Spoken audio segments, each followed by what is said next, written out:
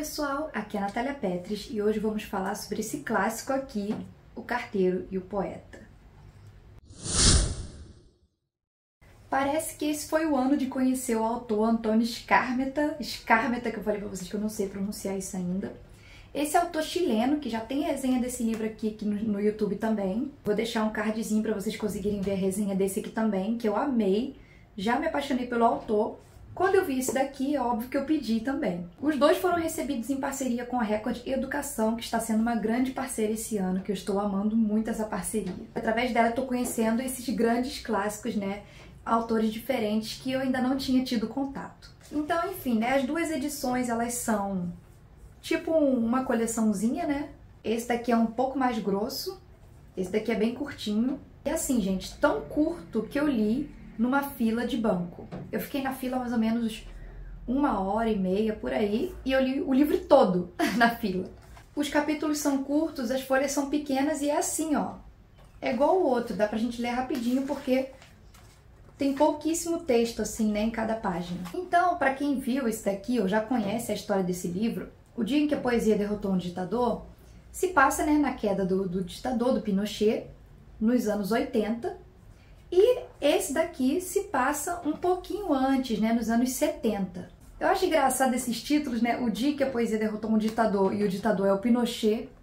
E aqui, O Carteiro e o Poeta. E o poeta é ninguém menos que Pablo Neruda, que é um poeta chileno também. Então, pra mim, acabou sendo um pouco mais fácil entender esse daqui, porque eu li esse daqui, eu sabia o que ia acontecer depois, né? A escrita dele, que me faz achar o Antônio Skármeta muito legal, é a maneira divertida e jovial que ele traz esses assuntos, alguns assuntos mais sérios e políticos também. Esse clássico aqui tem até um filme, que quando eu mostrei esse livro aqui lá no Instagram, muita gente nem sabia que existia o livro do filme, porque o filme acho que é mais famoso até que o livro. Então o filme O Carteiro e o Poeta, lá, um filme bem antigo, eu acho que tem disponível de graça no YouTube.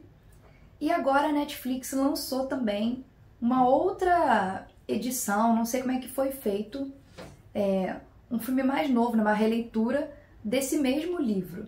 Tem esse da Netflix, né, o mais recente, e tem esse, o filme antigo, né, original, tradicional, que todo mundo conhece, todo mundo viu. Agora, eu li o livro, ainda não vi nenhum dos dois filmes, ainda não tive tempo de ver, mas pretendo ver os dois, mas aqui nesse vídeo não vou poder comparar, né, dizer se o livro é diferente, né, do filme. Mas eu só vi elogios, né, pro filme, né, o mais antigo.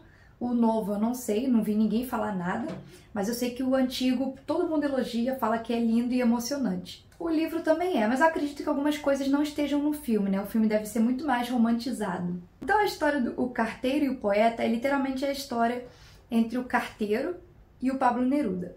Esse carteiro é muito jovem, ele tem 17 anos e ele tá apaixonado por uma garçonete da cidade. E aí ele, né, busca um emprego como carteiro, que é a única coisa que ele pode, sabe fazer, né, naquela época, por ser muito novo.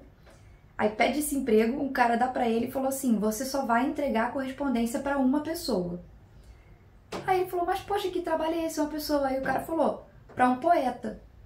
Aí ele ficou, mas que poeta? Aí quando ele descobriu que era Neruda, porque o Neruda, assim, muito famoso no país, né? Todo mundo, pelo menos, tinha um livro do Neruda em casa, né? Que é o que ele fala. Ele fala que não lia os poemas dele, mas sabe que os pais dele nem liam, nem sabiam ler, mas tinham um livro do Neruda em casa porque era um poeta muito famoso. E o engraçado é que, assim, ele achou que, poxa, é só pra uma pessoa, mas quando ele vê, que é óbvio, é o Pablo Neruda, ele recebe muitas cartas por dia ou por semana. É uma pilha enorme de cartas, né, que as pessoas mandam pra ele do mundo inteiro. E o Neruda, ele gosta de ficar isolado, né, ele mora isolado nessa tal de Ilha Negra. E isso aí é real, né, a história mescla, né, um pouco da realidade com a ficção.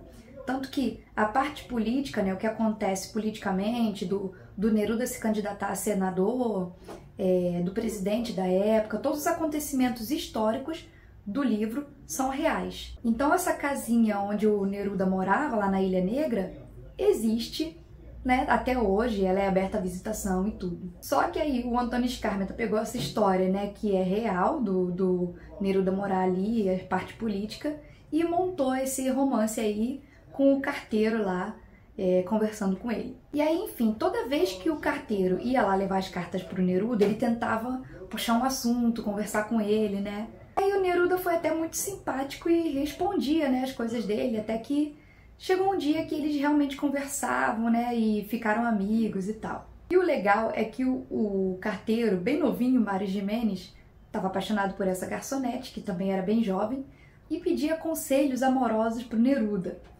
Ele queria escrever poesia também, escrever alguma coisa para ela, porque o Neruda era considerado o poeta mais romântico, né? E apaixonado pela sua mulher. E aí no começo o Mário começou a copiar, imitar os poemas do Neruda para dar para ela. E aí o pessoal ficou falando que era plágio, que não podia fazer isso. E aí depois ele começou a realmente sentir e escrever algumas coisas para ela, só que a mãe dela, claro, né, não aprovou isso porque achou os poemas muito calientes, né? E o que é muito bonito assim de acompanhar é a gente ver como a amizade deles vai se formando ao longo do tempo, como o Mário vai crescendo, vai ficando mais velho, né? Porque ele fica com a menina, depois casa, né? E como vai ser esse crescimento, né, dele, do Neruda como político, na parte política, e como vai ficar o relacionamento do Mário com a garçonete que ele era tão apaixonado. Aí tem os impedimentos da família dela, né, claro, mas ele tenta contornar isso sempre de uma maneira divertida, né? A forma que o Antônio Skármeta escreve é, como eu falei, né, é muito divertida e também muito simples da gente poder entender. A única coisa assim que me incomodou, que eu me lembro que incomodou bastante, foi algumas formas dele falar certas coisas se referindo à mulher. Parecia um pouco assim meio grosseiro demais, sabe? É uma linguagem meio chula, assim, que eu não gostei, realmente não gostei. Mas isso não tá no livro todo, né? O livro todo é mais leve, né? Não tem muito disso, não. É porque eu acho que quebra um pouco disso, que tá uma coisa bonita, assim, uma relação de amizade, uma relação de amor, né? De apaixonado, e de repente tem um palavrão ou alguma coisa mais baixa, assim, mais suja, que a gente fica meio, tipo, dá aquela quebra no que a gente tá lendo ali. Então, assim, o poeta Neruda, ele era muito apaixonado por essa ilha negra onde ele morava, né? Onde ele se isolava da sociedade, assim, do mundo. Só que teve uma época que, nessa época que ele estava se candidatando, ele teve que sair de lá, né? E acho que, se eu não me engano, ele foi senador, sim, né? E ele teve que sair, né, da ilha. Sentia muita falta desse lugar. E aí tem uma parte, assim, no livro que me tocou muito, que é justamente quando Neruda manda pro Mário para matar as saudades da ilha. Ao invés dele pedir fotos, né, a filmagem, a fotografia, não. Ele pede pro Mário gravar os sons de lá, da ilha. Nessa parte eu me emocionei muito porque, assim, olha a maneira do poeta de pensar, né? Em vez dele pedir pra, poxa, filma aí pra mim como é que tá a ilha no momento, não, ele pediu, grava os sons pra mim, dos sons que você acha, assim, que eu mais vou gostar de me lembrar. E aí ele grava lá alguns sons, o som do mar batendo, o som do vento, o som das crianças correndo, brincando na rua, alguma coisa assim. E isso é bem bonito. Se isso estiver no filme, aí eu vou chorar muito. Vai ver por isso que o pessoal realmente se emociona, vive falando bem desse filme aí, desse clássico do cinema e da literatura também. Fala aqui que o filme é de 1994 e recebeu várias indicações ao Oscar, não era pra menos, né? É uma inesquecível homenagem a Neruda, ao amor e à poesia. Aí aqui a outra adaptação que eu falei, né? O Carteiro e o Poeta também foi adaptado para um filme da Netflix em 2022, ou seja, do ano passado, bem recente, né? Realmente aqui é uma homenagem ao Neruda, né? Tanto que o Carteiro venera, né, esse poeta, porque ele tinha acabado de ganhar o Nobel, e é o que eu falei, mesmo que as pessoas não soubessem ler, tinham como uma bíblia lá dentro de casa o livro do Neruda. Ele realmente era bem amado, né, no seu país, foi reconhecido em vida, né? Isso também é bem legal. Participou da política. O pessoal queria até que ele fosse presidente e foi legal ver como, assim, na história fictícia, mas como o Neruda foi simpático e fez amizade com um jovem carteiro que não tinha nada a ver com ele, né? É muito bonito ver o desenrolar dessa amizade e como os dois vão crescendo ao longo do tempo. Esse livro, assim como esse, me marcou muito. Foram dois ótimos livros que eu li esse ano. Depois eu vou buscar mais livros do Antônio Skármeta, que provavelmente ele escreveu mais do que isso, né? Eu espero.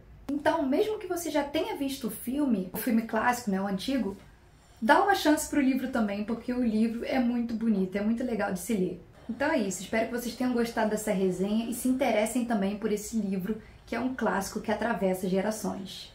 Um beijo e até a próxima!